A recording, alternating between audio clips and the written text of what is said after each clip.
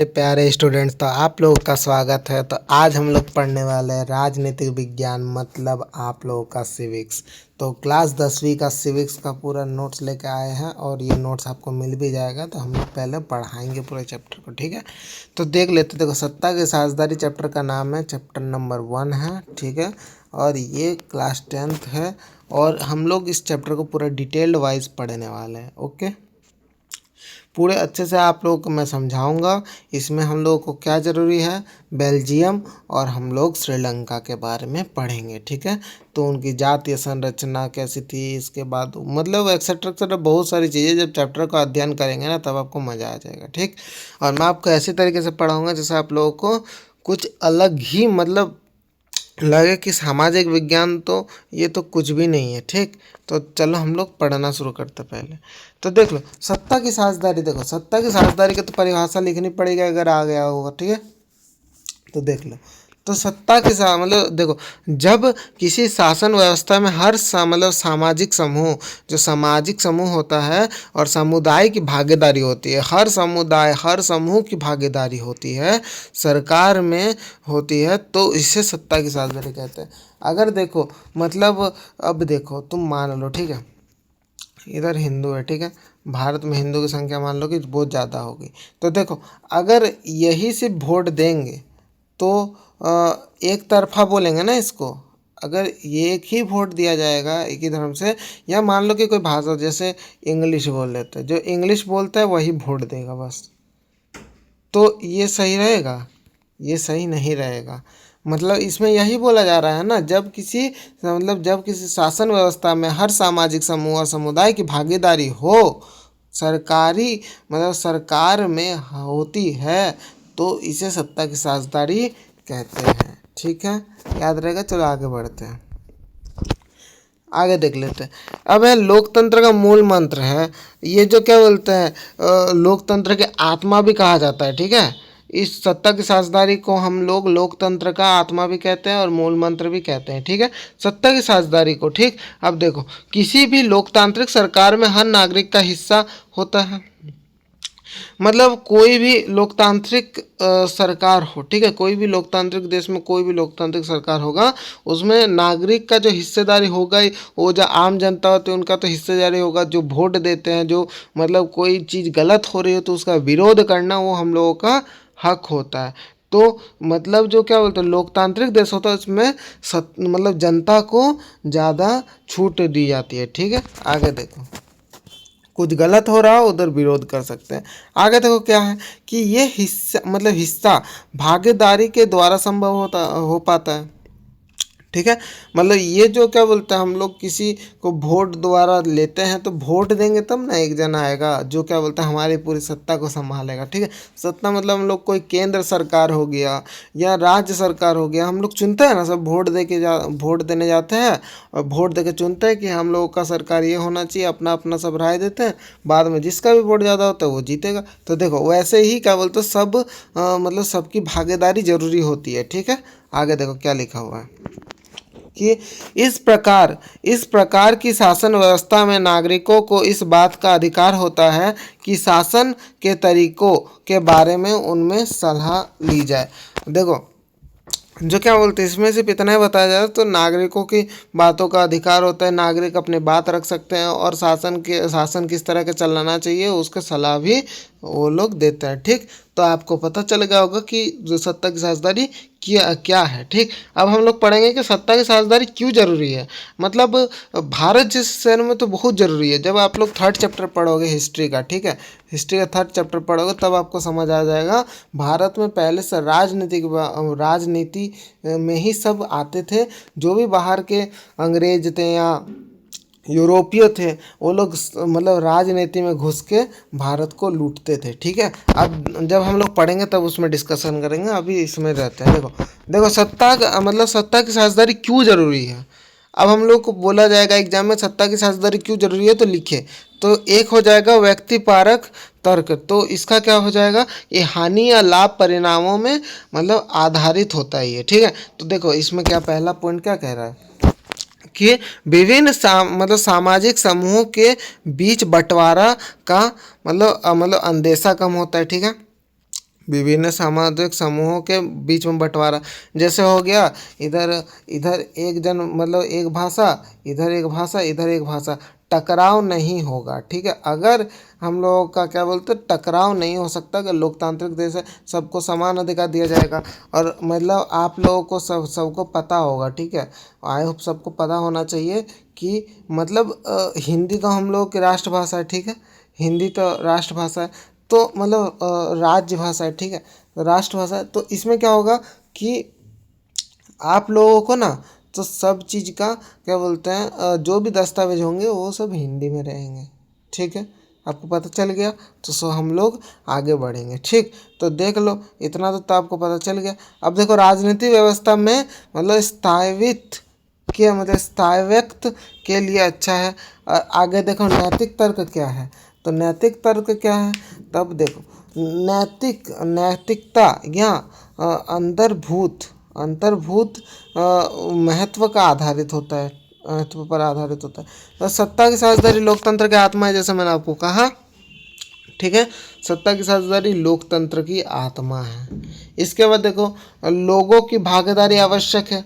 अब लोग मतलब एक साथ एकजुट मिलकर उनका भागीदारी बहुत आवश्यक होती है। ठीक है, अब तथा लोग अपनी भागीदारी के माध्यम से शासन से जुड़े रहे, मतलब शासन से जुड़े रहे। मतलब इतना सरल भाषा में लाया हूँ ना इस चीज़ को, जैसा आपको एक बार सिर्फ देख लो और फट से टच हो जाए कि हाँ भाई पता चल गया, मतलब समझाने की ज़रूरत ना पड़े, इस वजह से मैंने पूरा आसान भाषा का यूज़ किया है। ठीक है, देखो अब देखो लोगों का अधिकार है, लोगों का ये अधिकार है कि वो मतलब उनसे सलाह ली जाए, लोगों से सलाह ली जाए और प्रशासन की शासन किस प्रकार हो, मतलब प्रशासन में मतलब शासन किस प्रकार कैसे करे, ये करे, सब सलाह ली जाए, तो उसके लिए जनता की भागीदारी की ज़रूरत होती है। ठीक है, चलो अब देखो मैं तुम्हें दो तीन चीज़ बता देता हूँ इसमें, कि इतना मैं नहीं पढ़ूंगा। देखो तो देखो जो जो चीज़ तुम्हारा इम्पोर्टेंट है, जैसे पहला वाला अच्छे से मतलब सब कुछ लिख लेना, बाद में पहले मैं बोल रहा हूँ इम्पोर्टेंट कौन कौन सा है, पहला वाला। ठीक है, अगर सब्जेक्टिव में आए तो ये तीन लिख देना, बस बात ख़त्म। ठीक, देख लो ये तीन लिख देना, बात ख़त्म। ठीक है, अगर चाहो तो ये भी लिख सकते हो, थोड़ा लंबा है, और आपको 3 पॉइंट भी लिखोगे बहुत हो जाता है। ठीक है, तो आप लोग ये वाला पढ़ लेना, मैं आगे तब तक बढ़ता हूँ। बेल्जियम के बारे में जानते हैं। ठीक है, देखो देखो बेल्जियम के समाज की जातीय बनावट कैसी है, बेल्जियम के समाज की जातीय बनावट कैसी है। बेल्जियम एक यूरोप का छोटा सा देश है। यूरोप एक क्या है, महाद्वीप, महाद्वीप या महादेश। ठीक, करेक्ट। अब देखो जो क्या बोलते हैं, मतलब यूरोप का एक छोटा सा देश है। ठीक है, जिसमें क्या बोलते हैं हरियाणा से भी 1 करोड़ कम जनसंख्या रहती है। मतलब देखो नीचे ही लिखा हुआ है कि इसकी आबादी, आबादी मतलब हम लोग जनसंख्या भी बोल सकते हैं, उनकी जनसंख्या हरियाणा से भी आधी है। हरियाणा की जनसंख्या 2 CR है और इसकी 1 CR से अधिक है। ठीक है, 1 CR से अधिक है। ओके, चलो अब देखो इसमें रहने वाले जो क्या बोलते व्यक्ति हैं ना, वो 3 प्रकार की भाषा बोलते हैं, डच, फ्रेंच, जर्मन। ठीक है, अब देखो जो डच बोलते हैं वो 59% है बेल्जियम में। इसके बाद 40% जो लोग हैं फ्रेंच बोलते हैं, और 1% लोग जो जर्मन बोलते हैं। अब देखो कौन कौन से क्षेत्र में जो क्या बोलते हैं 59% जो लोग हैं डच बोलते हैं वो फ्लेमिश क्षेत्र में बोलते हैं। ठीक है, याद रखोगे, लिखा नहीं है, बता रहा हूँ। देखो 59% लोग डच भाषा बोलते हैं फ्लेमिश क्षेत्र में। आप लोग जब सर्च करोगे तब आपको पता चलेगा। इसका बाद देखो 40% लोग जो फ्रेंच बोलते हैं वो बिलोनिया क्षेत्र में बोलते हैं। ठीक है, वो 40% लोग जो बिलोनिया क्षेत्र में फ्रेंच बोलते हैं। ठीक है, अब 1% लोग जर्मन बोलते हैं, उसके बारे में कोई भी जानकारी नहीं है। आगे देखो राजधानी ब्रुसियस, जो क्या बोलते हैं बेल्जियम की राजधानी जो है ब्रुसियस है। ठीक है, तो देखो 80% लोग उसमें 80% आबादी जो है वो सिर्फ और सिर्फ फ्रेंच बोलती है, और 20% डच बोलते हैं। तो इतना आपको पता चल गया होगा कि कौन कितना क्या क्या बोलता है। ठीक है, करेक्ट। अब देखो 80% लोग फ्रेंच बोलते हैं और 20% लोग डच बोलते हैं। कहाँ पे? उसकी राजधानी ब्रुसेल्स में। अगर हम लोग बोले बेल्जियम की बात, तो बेल्जियम में 59% लोग डच बोलते हैं फ्लेमिश क्षेत्र में, और 40% जो लोग हैं वो फ्रेंच बोलते हैं बिलोनिया क्षेत्र में, और 1% लोग जर्मन बोलते हैं। करेक्ट। चलो आगे बढ़ते हैं। बेल्जियम की साझेदारी देखेंगे। बेल्जियम की साझेदारी क्या है? अब देखो, ऐसी भाषीय विभिन्नताओं कई बार सांस्कृतिक और राजनीतिक झगड़े के कारण बन जाती है। ठीक है, अगर ऐसा हुआ कि ये कम बोलता है, ये इसकी संख्या कम है बोलने वालों की और इसकी संख्या ज़्यादा है, तो क्या हो रहा है कि जो डच भाषी है ना, वो जितना भी हो, ठीक है, ये लाइन को सुन लिए, आधा कॉन्सेप्ट क्लियर है कि जितना भी 40% जो लोग हैं, क्या बोलते हैं, जो फ्रेंच बोलते हैं ना, उन लोगों की संख्या कम है, और जो डच बोलते 59% उन लोगों की संख्या ज़्यादा है। ठीक। अब देखो इसमें क्या हुआ था कि 40% जो लोग थे वो फ्रेंच बोलते थे बिलोनिया क्षेत्र में, वो लोग बहुत समृद्ध थे। समृद्ध मतलब पैसों में, और क्या बोलते हैं, और बहुत क्षेत्रों में उद्योगपति थे, ये थे, सभी क्षेत्रों में आगे थे, एजुकेशन के मामले में सब कुछ। ठीक है। अब देखो, अब हम लोग बात करें डच भाषियों की, तो डच भाषियों को क्या हो गया था, वो लोग उतना समृद्ध नहीं थे, उनके पास उतना पैसा नहीं था कि कुछ ऐसा क्या बोलते केस कर सके, ऐसा एक्सेट्रा एक्सेट्रा चीज़ होगी। तो इस कारण क्या होने लगे, राजनीतिक और सांस्कृतिक झगड़े का कारण बन गया। ठीक है। अब देखो बहुत बाद में जाकर आर्थिक विकास और शिक्षा का लाभ पाने वाले डच भाषियों की स्थिति नाराजगी थी। ठीक है, कि फ्रेंच भाषी ज़्यादा पढ़े लिखे हुए थे। ठीक है, डच भाषी उतने पढ़े लिखे नहीं हुए थे। बट बेल्जियम ने समझदारी दिखाते हुए आगे क्या काम किया हम लोग देखेंगे। देखो इसके बाद क्या है कि इसके चलते 1950 से 1960 के दशक में फ्रेंच और डच बोलने वाले समूहों के बीच तनाव बढ़ने लगा। ठीक है, अब तनाव बढ़ने लगे 1950 से 1960 के दशक में, कि अब वो समृद्ध थे, वो समृद्ध नहीं थे, उनको ज़्यादा मौका नहीं दिया जाता था शिक्षा के क्षेत्र में, कई नौकरी के क्षेत्र में। अब जो फ्रेंच भाषी थे उनको मौका दे दिया जाता था।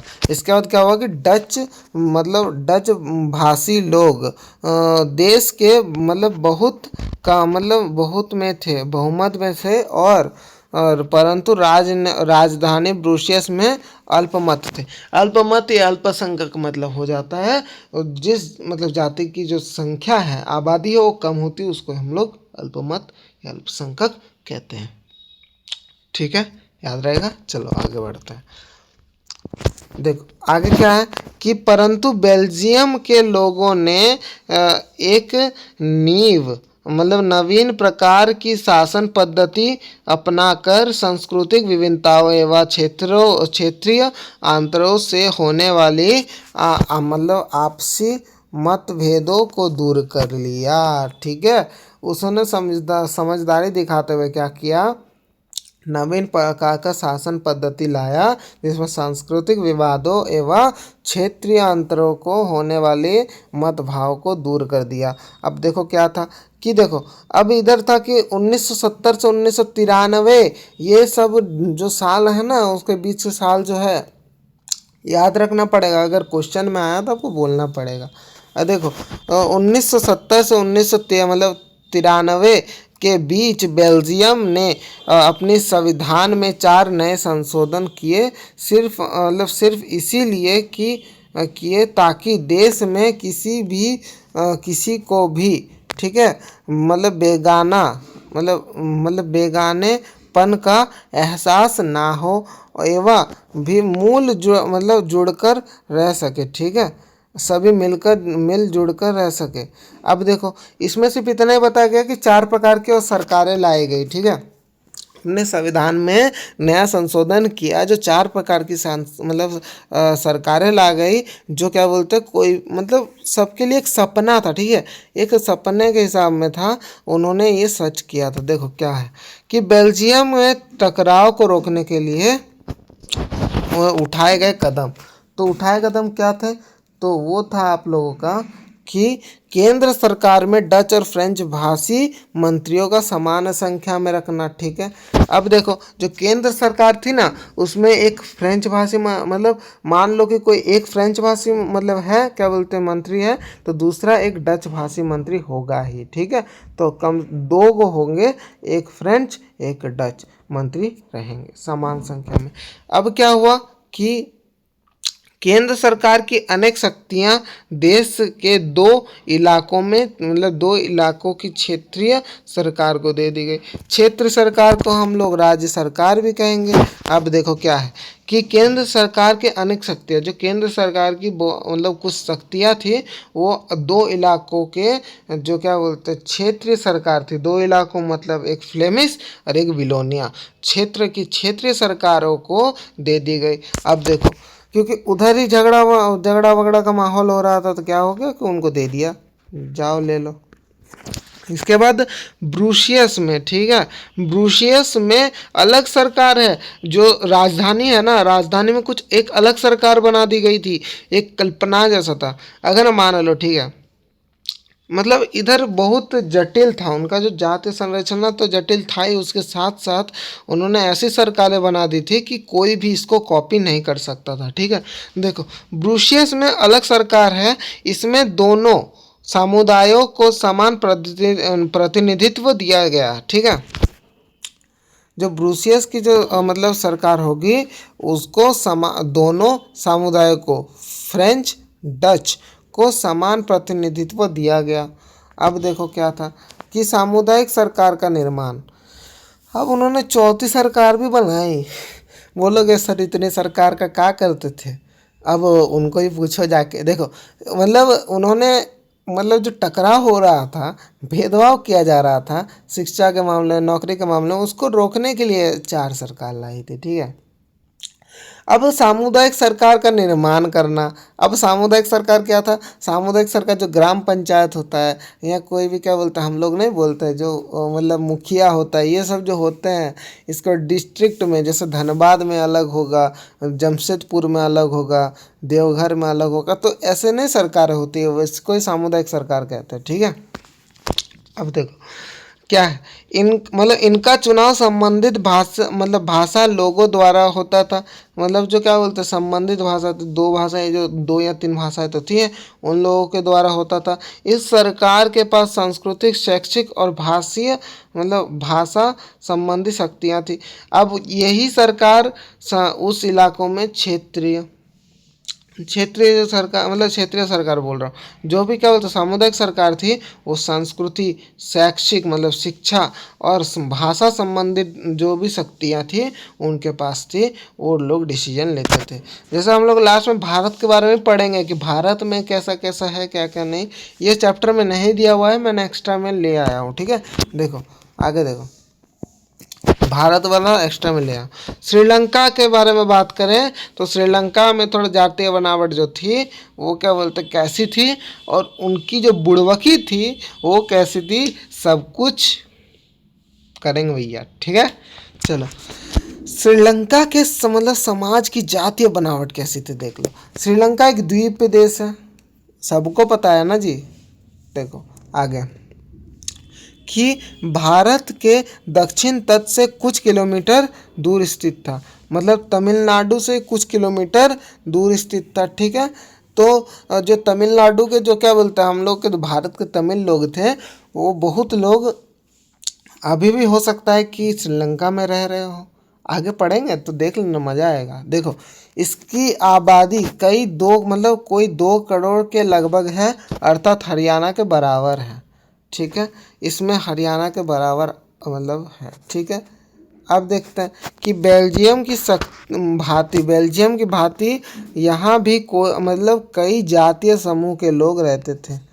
अब बोलेंगे सर इन दोनों जगह की बात कर रहे हो सर, हमारे इधर ही कितना सारा है। ठीक है, कितना सारा भाषाएं बोली जाती है, इसमें तो टकराव कभी होता नहीं, क्योंकि देखो भाषाओं और जातियों में टकराव उधर होता है जहाँ पे सरकार अच्छी और क्या बोलते हैं समान सबको स्वतंत्रता देने वाली नहीं होती। खासकर मूल बात कि लोकतांत्रिक सरकार जहाँ पे नहीं होती है उधर ये सब नहीं होता है। जैसे श्रीलंका में लोकतांत्रिक सरकार अभी भी नहीं है। ठीक है, चलो आगे देख लेते हैं।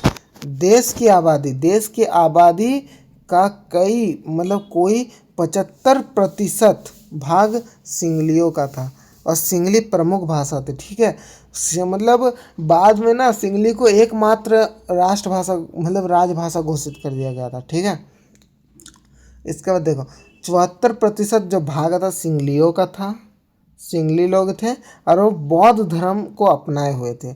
अधिकतर सिंगली लोग बौद्ध धर्म को अपनाए हुए थे।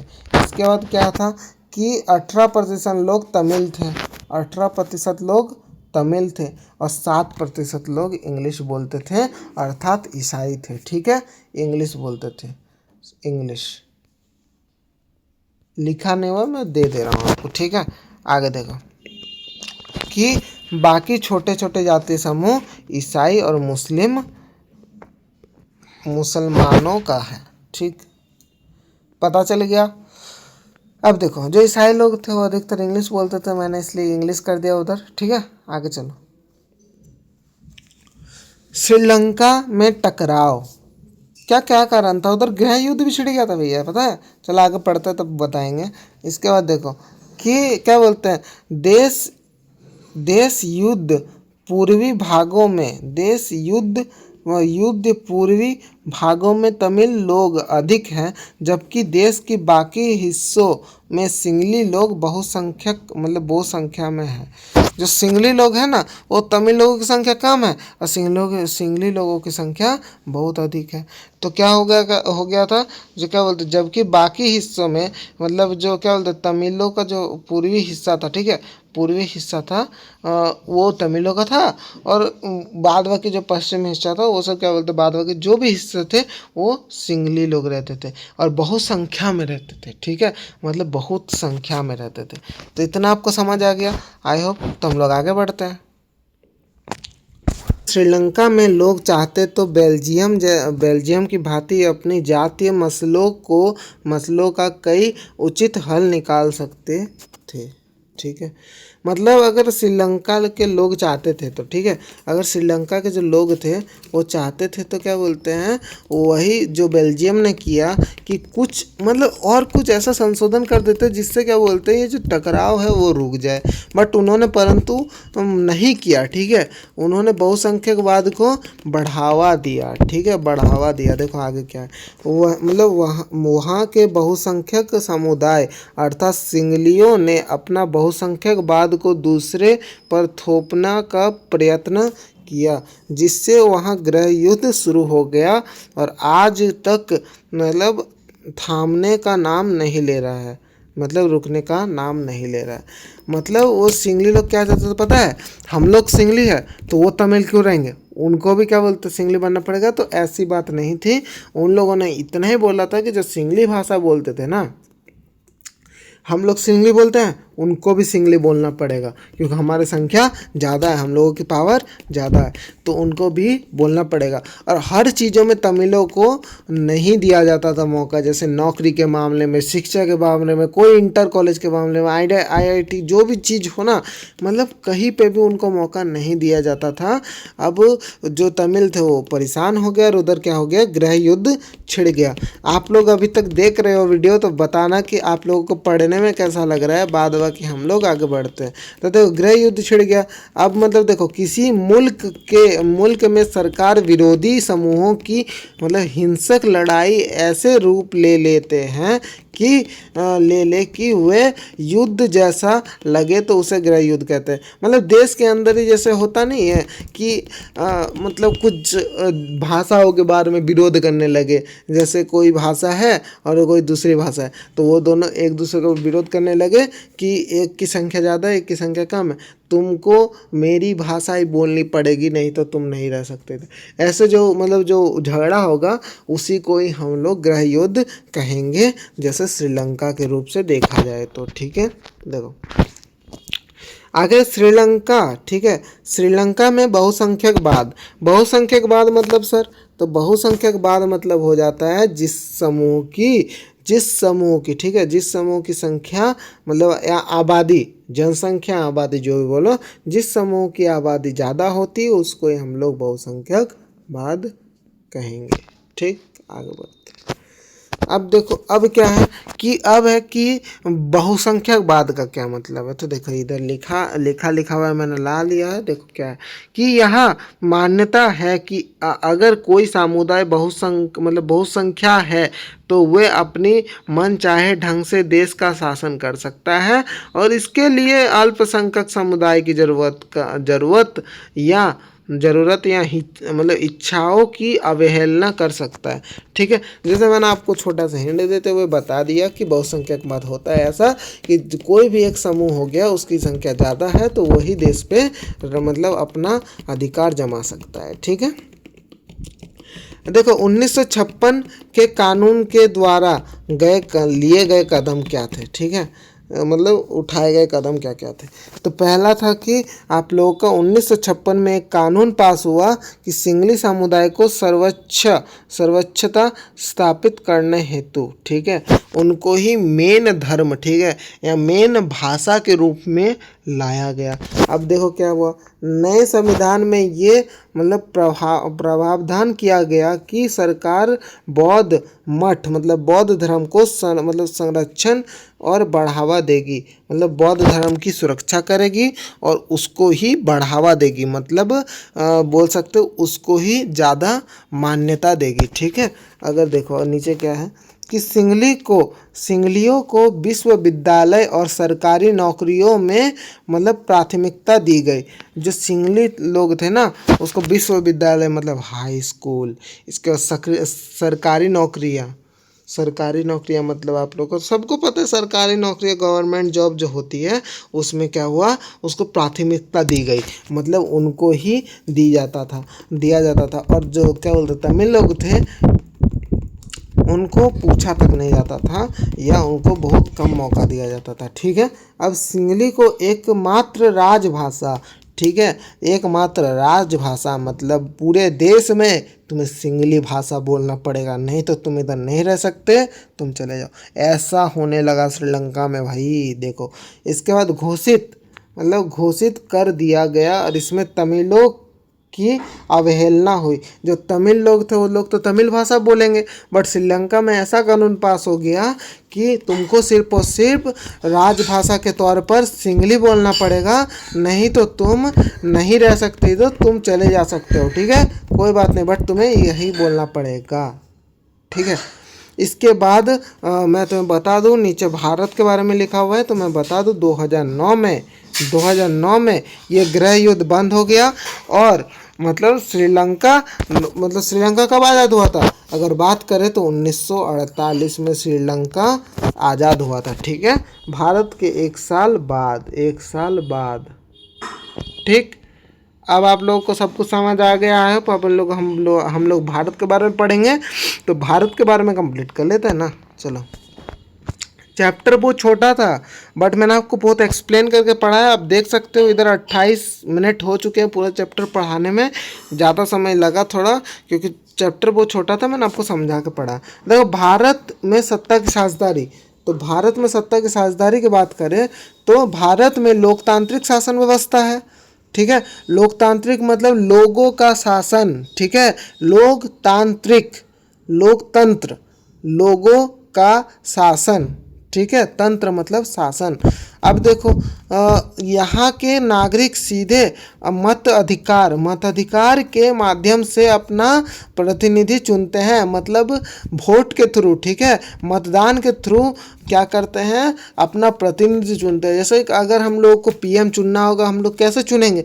पीएम का चुनाव कोई क्या बोलते हैं, कोई मतलब संसद करती है या क्या बोलते हैं, कोई मतलब राज्य सरकार करती है, कुछ ऐसा करती है? नहीं, वो जनता करती है कि पीएम कौन रहेगा, सीएम कौन रहेगा, सामुदायिक सरकार में कौन रहेगा, ये मतलब एक्सेट्रा जो भी चीज़ें हैं वो कौन कौन करता है, तो जनता चुनती है। ठीक है, लोगों द्वारा चुने गए प्रतिनिधि एक सरकार को चुनते हैं। लोगों मतलब लोगों द्वारा चुने गए प्रतिनिधि एक सरकार को चुनते हैं। तो आपको ये समझ आ गया है। अब आगे बढ़ते हैं। देखो इसके बाद क्या है कि इस तरह से एक चुनी गई सरकार रोजमर्रा का शासन चलाती है। रोजमर्रा मतलब रोज जो भी क्या बोलते व्यवस्था लेनी हो, या कभी भी डिफेंस की ज़रूरत पड़ेगी, या कुछ भी जो भी क्या बोलते होता है ना, वो चलाती है। ठीक है, नए नियम बनाती है, या नियम मतलब जो नियमों और मतलब कानूनों का संशोधन करती है, मतलब बनाती है। ठीक है, तो आई होप आपको समझ आ गया ये चीज़ें। आगे हम लोग बढ़े तो कोई दिक्कत नहीं है। अगर आप लोगों को कोई दिक्कत रहा तो कमेंट करके बताओ, मैं आप लोगों का जो भी डाउट होगा वो मैं सॉल्व करूँगा। ठीक है, देखो अब देखो मतलब कभी भी लोकतंत्र में हर प्रकार की राजनीतिक शक्ति का स्रोत प्रजा होता है। ठीक है, मतलब किसी भी लोकतांत्रिक देश में हो, हर प्रकार का राजनीतिक शक्ति जो होता है वो उसका जो स्रोत होता है, जो उसका बेस होता है, वो जनता तय करती है। ठीक है, जनता तय करती है। आगे देखो क्या है कि ये लोकतंत्र का एक मूलभूत सिद्धांत है। ये लोकतंत्र के क्या है, मूलभूत सिद्धांत है। ऐसी शासन व्यवस्था में लोक स्वराज की मतलब संस्थाओं के माध्यम से अपने आप को शासन कराते हैं। ठीक है, अपने आप को शासन कराते हैं, मतलब इट मीन्स कि मतलब वे क्या बोलते हैं, अपना जीवन व्यतीत करते हैं और अपने प्रतिनिधि को वोट द्वारा चुनते हैं। ठीक है, देखो आगे बढ़ते हैं। इसके बाद क्या है कि एक समुचित, ठीक है, समुचित लोकतांत्रिक सरकार, तो क्या बोलते हैं, एक समुचित लोकतांत्रिक सरकार में समाज के मतलब विवाद समूहों और मतों को उचित सम्मान दिया जाता है। ठीक है, अब मतलब बहुत विभिन्नता है हम लोगों के देश में, भारत में।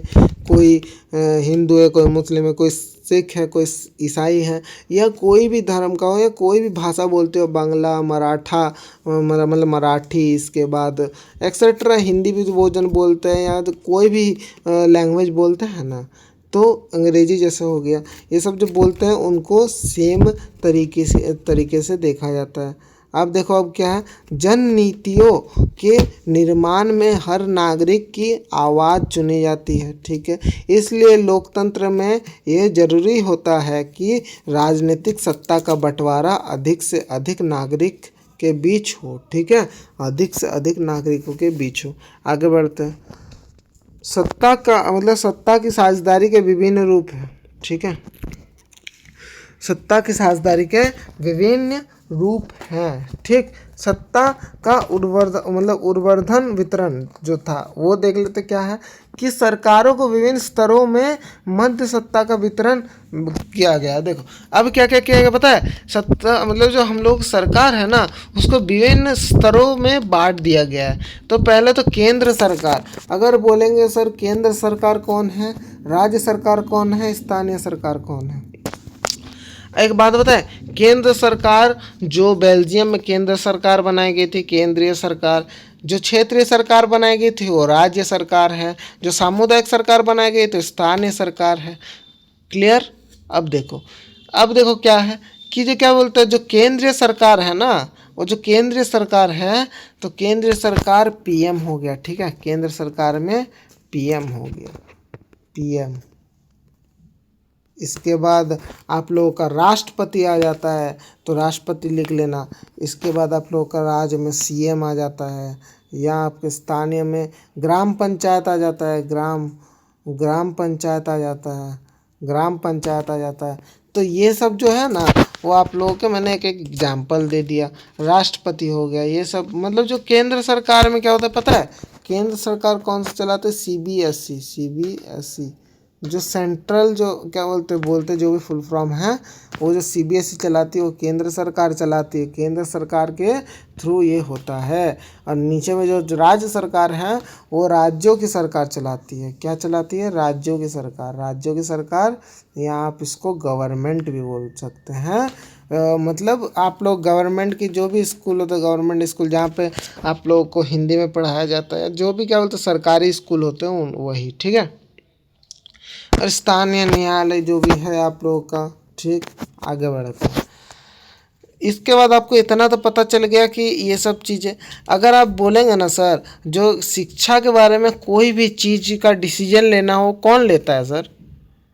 हम लोग जो शिक्षा कर रहे हैं, अगर कोई छुट्टी देना हो, जैसे गर्मियाँ भी बढ़ रही है, अगर किसी दिन छुट्टी देना होगा तो कौन डिसीजन लेगा भाई? ये तो आपका सीरियस सवाल है, बट आपको लग रहा होगा कि मेरे को पता नहीं। बट देखो, ये जो दोनों सरकार है ना, दोनों सरकार मिल कर लेती है। क्या होती है? मिल कर लेती है, मिल कर लेती है, मिल कर लेती है। शिक्षा के मामले में कोई भी डिसीजन लेना, कोई भी संशोधन करना हो, कोई भी नया कानून लाना हो, कोई भी चीज़ हो, कोई भी नया नियम लाना हो, तो वो आप लोगों का केंद्र सरकार, राज्य सरकार दोनों लेगी, ठीक है। याद रहेगा। चलो, ये वाला जो अच्छे से आपको पढ़ना है ना इस सब के बारे में, तो आपको जो संघवाद जो भी चैप्टर है, आई होप आपका सेकंड चैप्टर ही ये वाला है सिविक्स का, उसमें अच्छे से पता चलेगा, ठीक है। आगे चलो, सत्ता का क्षैतिज वितरण क्या है? अगर हम लोग बात करें सत्ता का क्षैतिज वितरण के बारे में, तो ये हो जाएगा आपका। देखिए, सरकारों के विभिन्न अंगों के बारे में बात करें तो विधायिका, कार्यपालिका, न्यायपालिका, ठीक है। विधायिका क्या काम करती है, कार्यपालिका क्या काम करती है, और न्यायपालिका क्या काम करती है, सबको हम लोग अच्छे से देखेंगे। नीचे दिया हुआ है, तो देखो क्या है कि विभिन्न सामाजिक समूहों, मतलब मसलन, और क्या बोलते हैं आप, भाषा के बारे में, धर्म समूह के बीच सत्ता का जो वितरण होता है, जैसे बेल्जियम के सामुदायिक सरकार थी, वैसे उसी को हम लोग क्या बोलते हैं, ये कहते हैं। इसके बाद क्या है कि विभिन्न सामाजिक समूहों, दबाव समूह, राजनीतिक दलों के मध्य सत्ता का वितरण ही क्या कहलाता है? क्षैतिज वितरण कहलाता है, ठीक है। क्षैतिज वितरण कहलाता है।